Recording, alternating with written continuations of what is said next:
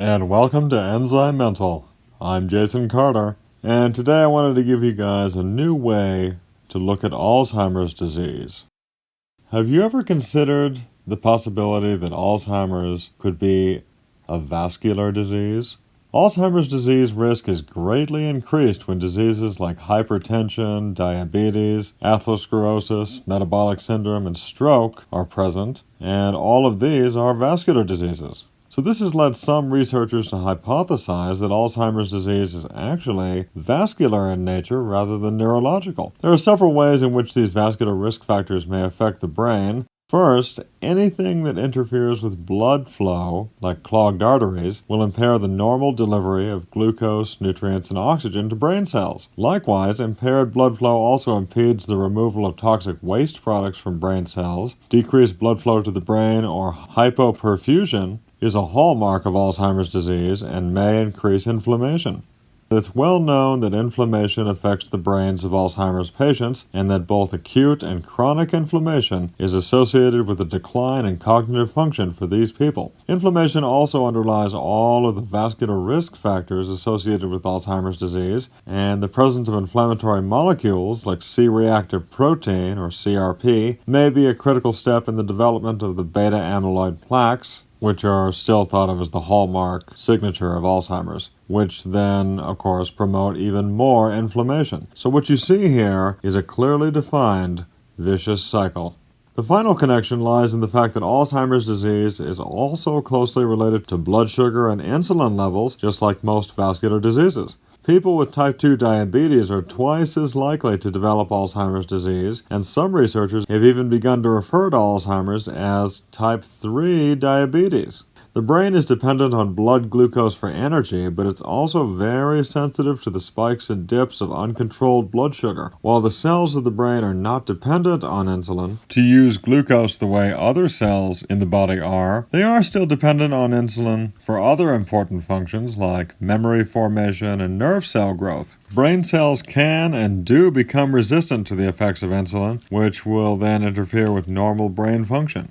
While research is always continuing on Alzheimer's, there are protective dietary and lifestyle practices that you can begin right now. And in fact, we know that many of the same changes that are beneficial for the vascular system are also associated with a lower risk of Alzheimer's. So one of the first things you want to do, as I've told you many times before, is you want to keep your blood sugar balanced. And the best way to do this is to eliminate flours and sugars from your diet and instead focus on a variety of raw vegetables and fruit, organic and naturally raised meats, wild fish, pastured eggs, unrefined olive oil, coconut oil, grass-fed butter, and also nuts and seeds. You definitely want to eat foods that are rich in polyphenols. And polyphenols are a category of micronutrients that act as antioxidants in the body, and polyphenols have been shown to help protect the vascular system in general, but also to decrease inflammation in the brain, which protects nerve cells from degeneration. There are many types of polyphenols, and they are widely available in brightly colored plant foods. But some of the best and most popular include the polyphenols you find in green tea, which particularly contains the polyphenol EGCG, and that's protective of brain cells through its anti-inflammatory and antioxidant properties.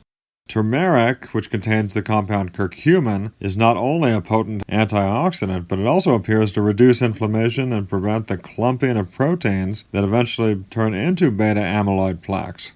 Dark chocolate is well recognized for its vascular health benefits, but the polyphenols in chocolate also improve blood flow to the brain. And of course, dark-colored berries like blueberries, cherries, strawberries, and blackberries are all rich in polyphenols that help protect the brain also. You definitely want to decrease inflammation as much as possible. And one of the best ways to do this, as far as your diet, is to reduce your intake of inflammatory omega-6 fats found in processed vegetable oils like corn, soy, cottonseed, and safflower, processed foods, and conventionally raised meat, while increasing your intake of omega-3 fats. The omega-3 fatty acids have been found to improve memory in both young and old brains, and those who consume the most omega-3 fatty acids have substantially lower levels of beta amyloid protein in their blood compared to those that don't.